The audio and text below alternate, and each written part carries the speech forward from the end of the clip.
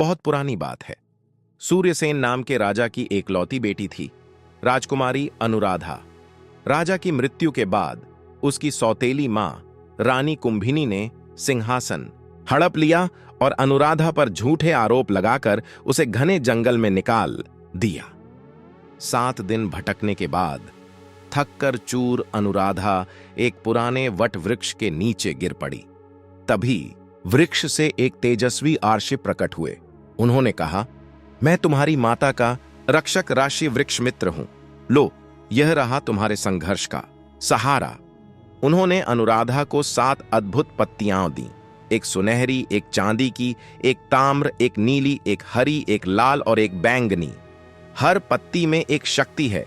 पहली इस सुनहरी पत्ती को उस इंसान पर रखना जिस पर तुम्हें सबसे ज्यादा भरोसा हो, यह सच्चाई बता देगी। अनुराधा ने सोचा, उसका सबसे भरोसेमंद तो महल का बूढ़ा सारथी देवदास है, जो जंगल के किनारे रहता है। वह उसकी झोंपड़ी में गई। देवदास ने खुशी से उसका स्वागत किया, लेकिन रात में अनुराधा ने देखा कि वह एक कबूतर के पैर में चिट्ठी बांध रहा है। अनुराधा ने चुपके से सुनहरी पत्ती उसके ऊपर रख दी। पत्ती जगमगा उठी और एक आवाज गूंजी, यह व्यक्ति झूठा है, यह कुंभिनी का गुप्तचर है। अनुराधा की आंखें खुल गईं। वह चुपचाप वहां से भाग निकली। अगले दिन रास्ते में उसने देखा कि एक शिकारी ने एक हिरनी का बच्चा पकड़ लिया है। हिरनी मदद के लिए रो रही थी। अनुराधा ने ताम्र रंग की पत्ती हाथ में ली। अचानक उसे हिरनी की आवाज समझ में आने लगी, वह मेरा एक लौता बच्चा है, उसे बचा लो। अनुराधा ने शिकारी से विनती की और अपना एक मोती हार देकर हिरण के बच्चे को छुड़वा लिया। हिरनी खुश हो गई और बोली, आगे रास्ता खतरनाक है, मेरे पीछे आओ, मैं तुम्हें सुरक्षित रास्ता दिखाती हूं। हिरनी उसे एक गहरी खाई के पास ले गई, जिसमें से भयानक गर्म हवा निकल रही थी। इस अग्निखड्ड को पार किए बिना आगे नहीं बढ़ा जा सकता, हिरनी बोली। अनुराधा ने लाल पत्ती निकाली। पत्ती से एक ठंडी सुरक्षात्मक चमक निकलने लगी। उस चमक की परत में लिपटकर अनुराधा ने खड्ड पार कर लिया। खड्ड के पार एक सुंदर झील थी, जिसके बीचों बीच एक टापू पर एक प्राचीन मंदिर दिख रहा था। पर झील का पानी इतना गहरा और काले बादलों से घिरा हुआ था कि डर लगता था। अनुराधा ने नीली पत्ती झील के पानी पर छुई। पानी शांत हो गया और एक रास्ता बन गया। वह आसानी से टापू पर पहुंच गई। मंदिर के अंदर एक हरे रंग का जादुई पौधा था, जिसकी लताएं एक मंत्रमुग्ध युवक को जकड़े हुए थीं। अनुराधा ने देखा तो चौंक गई। वह तो उसका प्रेमी युवराज विजयवर्मन था। वह बेहोश पड़ा था। अनुराधा ने हरी पत्ती उठाई। पत्ती के स्पर्श से लताएं सिकुड़ गईं और विजयवर्मन की आंखें खुल गईं। उसने बताया कि कैसे कुंभिनी ने उसे जादू से बंदी बना लिया था। अब वे दोनों मंदिर से बाहर आए तो देखा कि कुंभिनी अपनी दैत्य सेना के साथ वहां खड़ी है। तुमने मेरे सारे अड्डे ढूंढ लिए, लेकिन अब तुम्हारा अंत निश्चित है, कुंभिनी चिल्लाई। अनुराधा के पास अब केवल 2 पत्तियां बची थीं, चांदी की और बैंगनी। उसने बैंगनी पत्ती को हृदय से लगाया। एकदम से उसे समझ आया कि कुंभिनी की शक्ति का स्रोत उसके गले में पड़ा एक काला ताबीज है। अनुराधा ने विजयवर्मन को इशारा किया और चांदी की पत्ती हवा में उछाल दी। पत्ती चमकी और एक तेज रोशनी का झोंका कुंभिनी के ताबीज पर जा लगा। ताबीज टूट गया। कुंभिनी की सारी शक्ति खत्म हो गई। वह और उसकी सेना भाग खड़ी हुई। अनुराधा और विजयवर्मन विजयी होकर राजधानी लौटे। प्रजा ने उसका स्वागत किया। अनुराधा न्यायपूर्वक राज करने लगी। विजयवर्मन से उसका विवाह हुआ। काली छायाएं अनुराधा के चारों ओर घूमने लगीं, उसकी गर्मी और प्रकाश चूसने की कोशिश करती हुई। सुनहरी पत्ती की रोशनी भी धुंधली पड़ने लगी। अनुराधा ने हरी पत्ती को जमीन पर रखा। पत्ती ने जड़ें फैलाईं और छोटे छोटे चमकीले फूल खिलाए, जिनसे मीठी खुशबू आने लगी। छायाएं थोड़ी दूर हटीं, लेकिन खत्म नहीं हुई। तभी अनुराधा को बैंगनी पत्ती की याद आई, जो उसने महल में छोड़ दी थी। उस पत्ती ने उसे अंतर्दृष्टि दी थी। उसे समझ आया, ये छायाएं डर से पलती हैं। इनसे लड़ा नहीं, बल्कि इन्हें प्रकाश से भरा जा सकता है। उसने अपनी आंखें बंद की। उसे अपनी मां की याद आई, जो प्रकृति की देवी थीं। उसे वह लोरी याद आई जो मां गाया करती थीं, पत्तियों का गीत। अनुराधा ने धीरे धीरे वही गीत गाना शुरू किया। गीत के बोल पुरानी भाषा में थे, जो हवा, पानी, पेड़ और पत्थर से बात करते थे। कुछ ही क्षणों में एक चमत्कार हुआ। गुफा की छत से टपकता पानी गीत की लय में टपकने लगा। जमीन से नन्हे नन्हे लाइकेन और काई उगाए जो हल्की सी चमक दे रहे थे। अनुराधा की आवाज में एक जादू भरा हुआ था।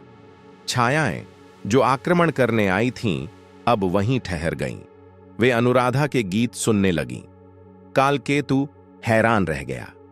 उसका जादू पत्तियों के बल पर नहीं, बल्कि एक राजकुमारी के हृदय से निकले गीत पर टूट रहा था। अनुराधा ने गीत जारी रखा और सुनहरी पत्ती को फिर से ऊपर उठाया। इस बार पत्ती से निकला प्रकाश उसके गीत के साथ मिल गया।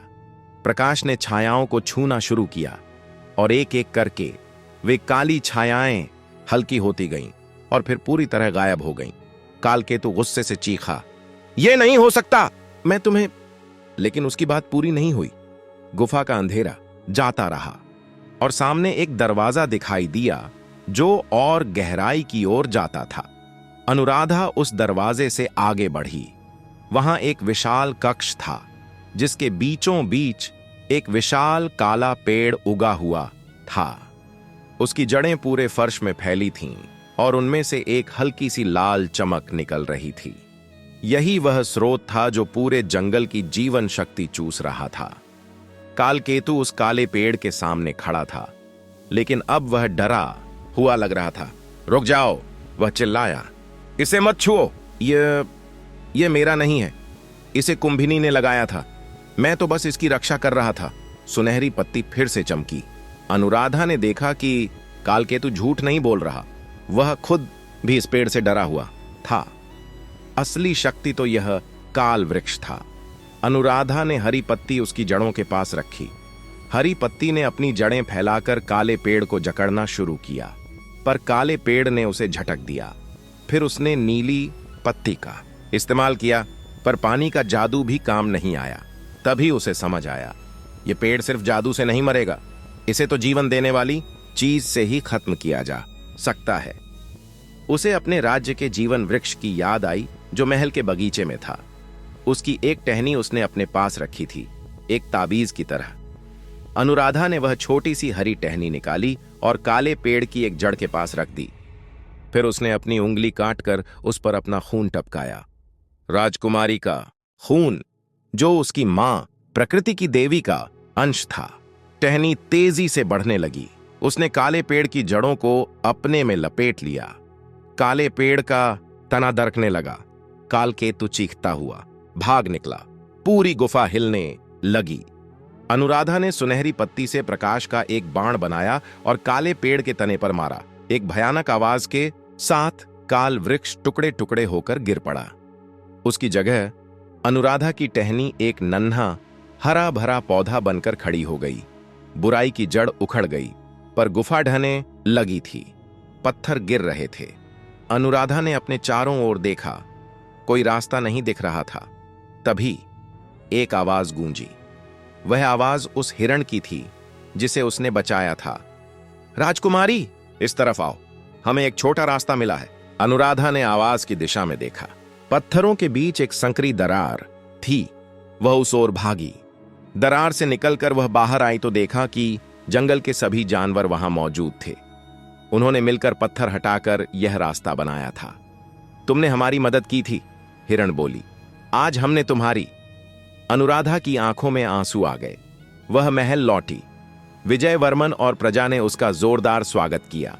उसने एक शाम सभी पत्तियों को लेकर महल के बगीचे में जीवन वृक्ष के नीचे गई।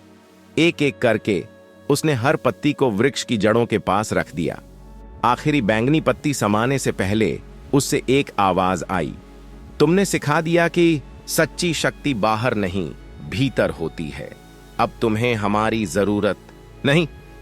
सातों पत्तियां प्रकृति में विलीन हो गईं, पर अनुराधा जानती थी कि वे हर हरे पत्ते में, हर चमकती नदी में, हर सच्चे हृदय की धड़कन में जीवित रहेंगी।